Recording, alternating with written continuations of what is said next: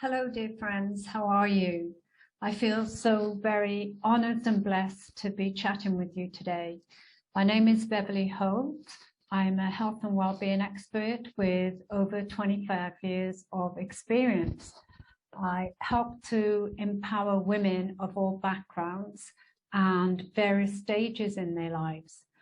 People who are at their peak and want to stay there, and people who are rock bottom, physically, mentally, emotionally, and spiritually, from top CEOs and high-performing corporates and entrepreneurs, top athletes, and people who have been abused, people recovering from illnesses and operations, and a lot of people who are simply just lost.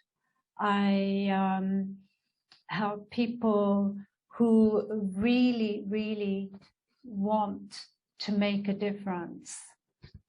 I use many different techniques and have found that transformational writing has proven to be one of the best tools that I offer, with amazing results. And people have different ways of dealing with different situations and different traumas. We can work at our own pace, without judgment and without criticism, knowing that only you will see what you've written, unless, of course, you choose to share it with someone. But over the years, I found that even on my own personal journey, it's a very good way to free yourself up, to let go of negativity, negative thoughts, negative programmings. And I've often discovered many deep buried wounds that I didn't even know that existed. So here are some of the benefits that transformational writing, because it is transformational, can benefit you. It can reduce stress. So especially now in these uncertain times when we're living in the pandemic and most of us are overwhelmed, with job uncertainty. There's been many changes in our lives, and some of you are living at home, could have the husband or wife on top, and then you've got children and homeschooling, and the list goes on. And yeah, a lot of us have lost a lot of money as well, and we don't know what tomorrow brings. So this is very good way of writing down exactly how you feel. It's a good way of opening up your emotions. And I always find that writing is like sharing a problem with your very best friend. So it also improves our immune system, which is really good while COVID is lurking in the air. And it keeps our memory sharp, because a lot of us, later studies are showing that isolation can cause brain fog. And some people are even saying it can cause Alzheimer's. So it's really good to keep everything alert. And there's a saying, if we don't use it, we lose it. So keep using your brain. And this type of writing also helps to boost your mood. And we all need some happy hormones in this day and age. I personally like to write by hand because I find it takes me back to my childhood when I kept a diary. And I love receiving letters. It's such a wonderful treat to receive a handwritten letters. And neuroscientists have said when we handwrite something, it actually works on over 10,000 new neural pathways, as opposed to building 600 new neural pathways when we type something. And the studies even say that if we do something like goal setting, for example, where we have to think deeper, that this is a wonderful way to stimulate and engage your brain. And neuroscience also say if you do something for 21 days, it will become a habit. So this is a wonderful thing to do. So I have found what has been most successful for myself and for my clients is to set up a writer's routine. I like to write the same time each day, and I'm on holidays in Australia at the moment. But at home, I've built up a little altar where I've got my favorite trinkets, my crystals, and various things that are memory provoking. And I also have a lovely cuddly blanket. So if I need it, I'll use it. And I'll wrap it around me or around my legs. And, you know, again, it brings me back to childhood when I used to write in bed. And some days I do that as well. You know, you might find that you prefer to write outdoors or write on a train or a bus, for example. You know, I'm not here to judge. It's good for you to find out what works for you. I'm an aromatherapist, so I like to burn or diffuse some oils. And it's good to have aromatherapy, pure essential oils. This is a sweet orange, and this helps with nervous anxiety. All the fruity oils will stimulate the happy hormones, and they're quick acting, and this relieves anxiety. And this says lavande, it's lavender, and I've just come from France. So lavender is really good to calm the nervous system. And when we have a calm, clear mind, you know, we sleep better and we wake up more energized, and we allow our ideas to flow. So just think what will work for you. Try out a few different things. And at home, I've got so many journals for so many different things. And please drop me a line. I'm curious to know if any of you kept a diary. But I have a dream journal. I've got a lovely one with dream written all over it.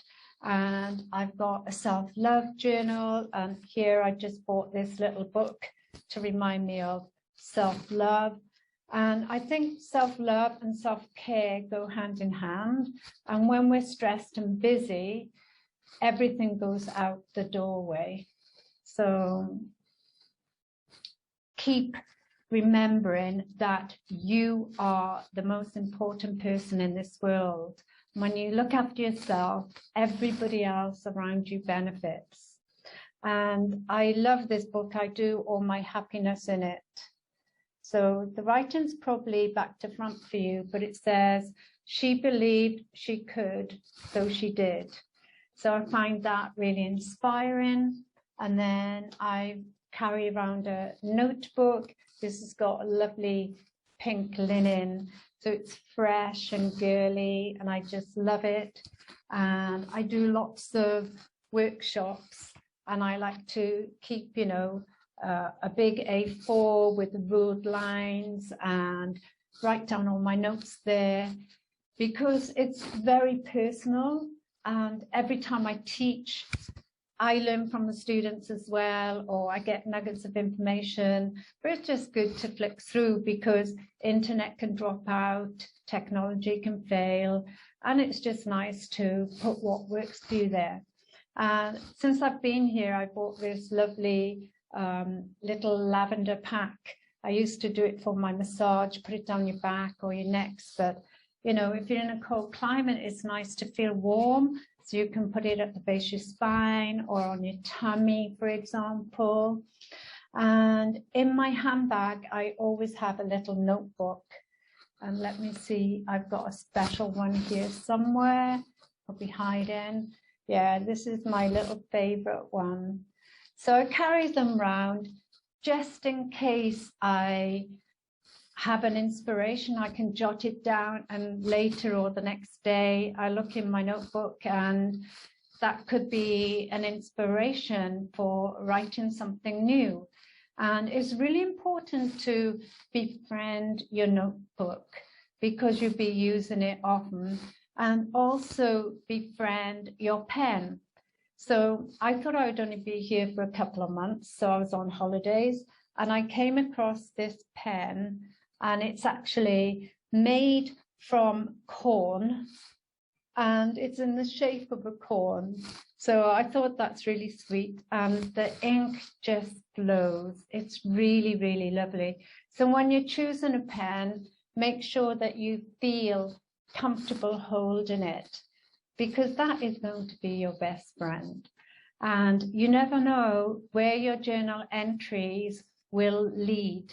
Look at the famous writers who wrote diaries, Anne Frank, for example. So you, dear friend, might be the next bestseller.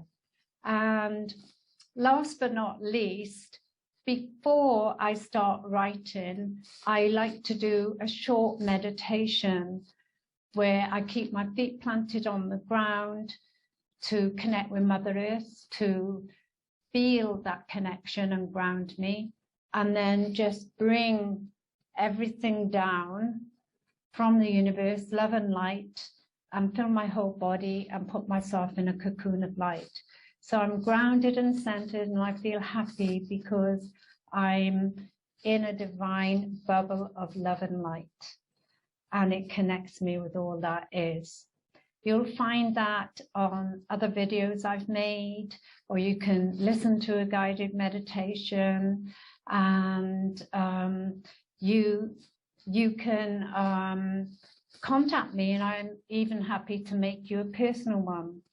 So many people will ask me for topics to write, and it's best to start very, very simply. So there's a few topics that we all can talk about, and that's family, holidays, sports, and the current pandemic. So we'll either love them or we'll hate them. So it doesn't matter what you write about, whether you love it or hate it or like it or a bit of both, just start writing something. And, you know, I also like to have cards. I've bought these since I've been in Australia, Light of the Sea. I'll do like a little shuffle of the cards, look at the card, read the message, and then reflect on it. And when I start reflecting, when I feel comfortable and ready, I'll get my pen out and then start writing. So, dear friend, you will find all this information in my best-selling collaborative book called Lady X, and a lot more. Happy journaling. Love to all of you. Keep smiling and keep breathing. And most importantly, have fun. Thank you.